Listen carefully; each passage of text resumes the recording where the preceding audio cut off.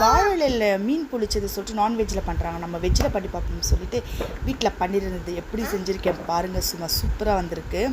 செம்மையாக அந்த நல்ல காரசாரமாக நல்லா பஞ்சு மாதிரி உள்ள சாஃப்டாக நல்லா கிறிஸ்பியாக எப்படி சொல்கிறது தெரிலங்க. இதை பார்க்கும் போது அப்படியே வாயெல்லாம் வச்சு ஊறுது. செம்ம டேஸ்ட்டாக இருந்துச்சு. இது வாங்க எப்படி பண்ணலான்னு சொல்லிட்டு பார்க்கலாம்.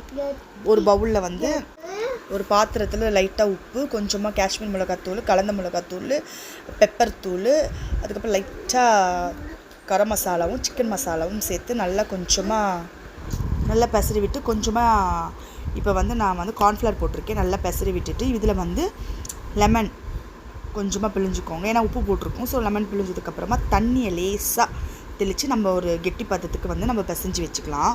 நல்லா பிசைஞ்சதுக்கப்புறமா நம்ம எடுத்து வச்ச பன்னீர், இது வந்து நான் வீட்டிலேயே பண்ண பன்னீர். இது எப்படி பண்ணுறதா ஒரு நாள் வீடியோ போடுறேன். நல்லா கொஞ்சமாக ஸ்பூனோ இல்லை கத்தி வச்சு இந்த மாதிரி கொஞ்சம் ஹோல்ஸ் போட்டிங்கன்னா அந்த உள்ள அந்த மசாலா வந்து இறங்கிடும். இப்போ வந்து முன்னோ பின்னையும் நல்லா வந்து இந்த மசாலாவை நல்லா இந்த மாதிரி குத்தி விட்டுக்கோங்க.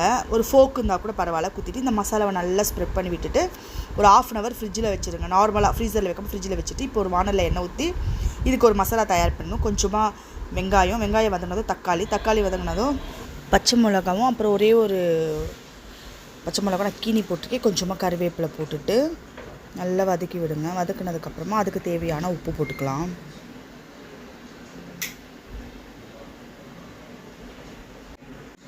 இப்போ மசாலாலாம் சேர்த்துக்கலாம். மிளகாத்தூள், கரம் மசாலா, கொஞ்சமாக காஷ்மீர் தூள் போட்டு மிளகுத்தூள் போட்டு இப்போ அதை போட்டு அந்த மசாலாவுடைய இதிலே கொஞ்சமாக தண்ணி ஊற்றி ஆட் பண்ணி இந்த மாதிரி பண்ணிவிட்டு சிம்மில் வச்சுருங்க. இந்த பதம் வந்ததுக்கப்புறமா ஒரு பிளேட்டில் மாற்றிக்கிறதுக்கப்புறம் ஒரு வானலில் வெண்ணெய் போட்டுட்டு வெண்ணெய் உருகுனதும் நம்ம ஏற்கனவே மசாலா ரெடி பண்ணி வச்சுருக்கோம் இல்லையா பன்னீர், அதை நம்ம போட்டு முன்ன பின்ன திருப்பி போட்டு நல்லா கொஞ்சம் வறுத்து எடுத்து வச்சுக்கலாம்.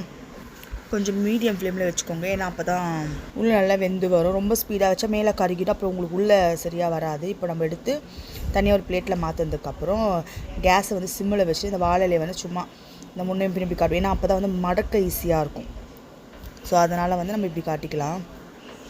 இப்போ அதில் வந்து அடியில் வந்து கொஞ்சமாக இந்த நம்ம பண்ணி வச்சோம் இல்லையா தக்காளி வெங்காயம்லாம் போட்டு கிரேவி மாதிரி, அதை கீழே கொஞ்சம் நல்லா ஸ்ப்ரெட் பண்ணி வச்சு அதுக்கு மேலே அந்த பண்ணி வச்சு அதுக்கு மேலேயும் இந்த மாதிரி ஸ்ப்ரெட் பண்ணிவிட்டு இந்த பக்கம் ஒரு மடி அந்த ஒரு பக்கம் மடி இப்படி ஒரு மடி 4 பக்கம் மடிச்சுட்டு ஒரு நூல் இல்லை அந்த வாழையோட கயிறு என்ன நமக்கு இருக்கோ அதை மாதிரி அதை வந்து கட்டிடுவோம். கட்டினதுக்கப்புறமா அந்த தோசைக்கல் ஏற்கனவே நம்ம பன்னீர் வறுத்தோம் இல்லையா அந்த தோசைக்கல்லையே நம்ம வந்து கொஞ்சமாக வெண்ணெய் நமக்கு என்ன வேணுமோ, நான் வந்து இந்த பன்னீர் வறுத்த எண்ணெயே கொஞ்சம் வச்சுருந்து ஸோ அதை ஊற்றி இந்த மாதிரி வச்சுட்டு மீடியம் ஃப்ளேமில் பேக் அண்ட் ஃப்ரண்ட் நம்ம திருப்பி போட்டு நல்லா அந்த